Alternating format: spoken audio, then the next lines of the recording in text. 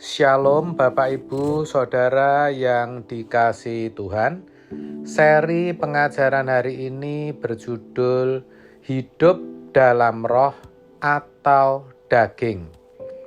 Disadari atau tidak, iblis itu mengingini orang percaya tidak menggunakan kehendak bebasnya, sehingga tanpa sadar ia tergiring kepada kehidupan yang menyerah kepada keinginan-keinginan yang tidak sesuai dengan kehendak Tuhan.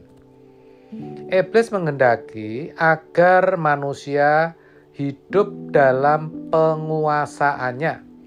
Artinya, iblis, roh jahat atau kuasa gelap bisa memiliki diri seseorang dan menguasainya, meskipun pada tingkat yang sangat kecil. Dari penguasaan pada tingkat kecil, akhirnya akan menjadi penguasa seluruh kehidupan. Artinya, bisa menguasai segala aspek hidup seseorang. Jadi, cara kerja iblis itu seperti sarang laba-laba. Dalam tingkat tertentu, apabila seseorang sudah dalam kepemilikan kuasa kegelapan, ia dapat kehilangan kebebasannya sama sekali, sehingga menjadi tawanan kuasa kegelapan, alias hidupnya sepenuhnya dikuasai oleh iblis.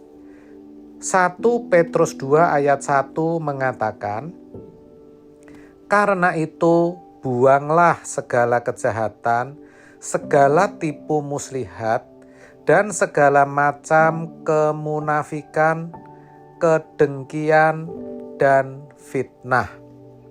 Artinya, Tuhan menasehatkan agar kita, orang percaya, membuang segala sesuatu yang jahat dan yang tidak kudus. Juga Paulus mengatakan dalam Efesus 4 ayat 22, yaitu bahwa kamu berhubung dengan kehidupan kamu yang dahulu harus menanggalkan manusia lama yang menemui kebinasaannya oleh nafsunya yang menyesatkan. Paulus juga mengatakan agar kita tidak memberi kesempatan atau tempat berpijak atau landasan bagi iblis. Efesus 4 ayat 27. Pertanyaannya, kenapa manusia lama harus ditanggalkan? Kenapa kita tidak boleh buka celah atau pangkalan bagi iblis? Kenapa kita harus membuang segala sesuatu yang jahat dan yang tidak kudus? Saudara, kita harus tahu bahwa keinginan daging yang dilestarikan dan penyesatan kebenaran, artinya menyimpangkan kebenaran, merupakan landasan iblis untuk mencengkeram hidup seseorang dan mengambil alih seluruh kebiasaan. Dengan kalimat lain, iblis bisa menguasai seluruh kehidupan seseorang ketika seseorang itu terus hidup menuruti keinginan dagingnya dan menyangkal kebenaran. Orang yang memberi pangkalan bagi iblis akan menghasilkan buah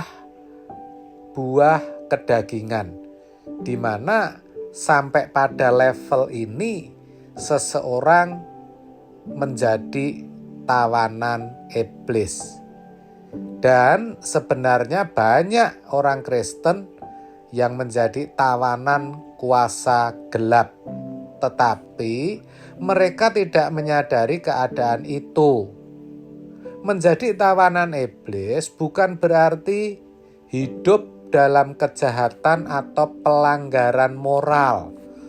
Ketika membunuh, mencuri, berzina, dan melakukan tindak kejahatan. Bukan seperti itu. Tetapi keadaan ketika seseorang tidak hidup sesuai keinginan Tuhan. Keadaan ketika seseorang tidak hidup menurut kehendak Allah. Dalam proses pendewasaan, saudara, Tuhan melalui Roh Kudus menuntun orang percaya, saudara dan saya, agar menguasai seluruh wilayah atau aspek hidup, supaya bisa dipersembahkan bagi Tuhan, supaya bisa menyenangkan hatinya.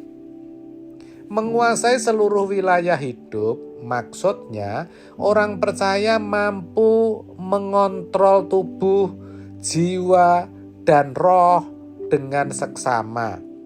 Inilah yang menjadi kehendak Allah, yaitu agar orang percaya mampu mengendalikan kehendaknya sendiri, yaitu seluruh tubuh, jiwa, dan rohnya dengan baik.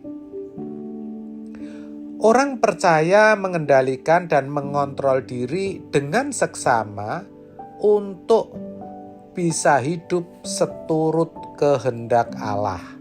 Itu yang Allah mau kita lakukan. Penguasaan diri untuk hidup seturut firman Tuhan atau hidup dalam ketaatan dalam tingkat tertentu, atau lebih tepatnya sampai ke level tertentu, itu membuat seseorang dapat menjadi atau memiliki status sebagai tawanan roh atau memiliki kehidupan yang dipimpin oleh roh. Hal ini terjadi atas kehendaknya sendiri, atas hasil perjuangannya sendiri, dengan rela hati, bukan atas dasar Tuhan menentukan atau kedaulatan Allah yang menguasai diri seseorang sehingga menghilangkan kehendak bebasnya. Bukan begitu, saudara.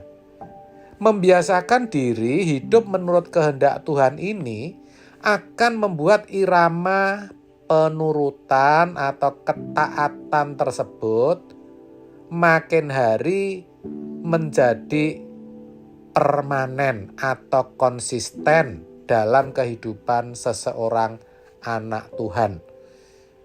Kisah 20 ayat 22. Aspek lain yang tidak kalah penting, pembiasaan diri menuruti kehendak Allah melalui penyangkalan diri secara terus-menerus juga akan membuahkan buah roh. Jadi tidak gampang ya saudara untuk menghasilkan buah roh. Salah satunya kita harus berani untuk menyangkal diri secara terus-menerus.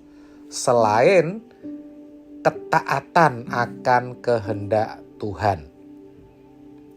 Firman Tuhan tegas mengatakan bahwa kalau seseorang memberi diri dipimpin oleh Roh Allah, baru akan bisa menghasilkan buah roh, seperti yang dituliskan dalam Galatia 5 ayat 22 sampai 23. Dalam level ini, seseorang dapat semakin menjadi tawanan roh, sehingga iblis tidak akan dapat menguasainya sama sekali.